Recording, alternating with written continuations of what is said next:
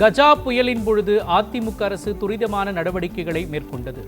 நாகையில் நடைபெற்ற பரப்புரையின் போது அதிமுக பொதுச் செயலாளர் இபிஎஸ் பேச்சு.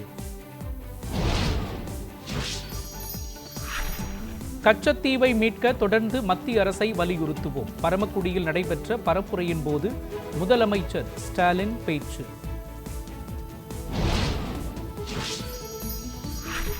ஜனநாயகன் பற்றி பதில் கூற வேண்டிய அவசியம் இல்லை என முதலமைச்சர் ஸ்டாலின் திட்டவட்டம். திமுக தாவேகாவுக்கு இடையேதான் போட்டி என்ற விஜய் குறித்த பேச்சுக்கு நோ கமெண்ட்ஸ் என பதில். பிடித்த தலைவர்களுக்கு வாக்களிப்பதற்கான தேர்தல் இதுவல்ல என சூசகமாக பேசிய அண்ணாமலை, அவர்களுக்கென்று காலம் வரும்போது வாக்களிக்கலாம் என்று கூறி காரைக்குடியில் பரப்புரை.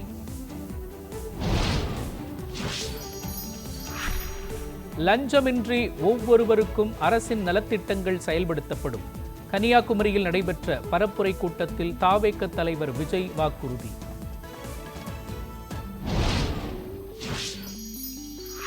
தேர்தல் நாளான ஏப்ரல் 23 சென்னையில் உள்ள அனைத்து நிறுவனங்களும் ஊழியர்களுக்கு ஊதியத்துடன் விடுமுறை அளித்து உத்தரவிட வேண்டும்.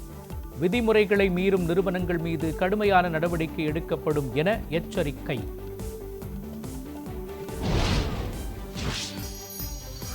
தமிழ்நாடு முழுவதும் பூத் ஸ்லிப் விநியோகம்.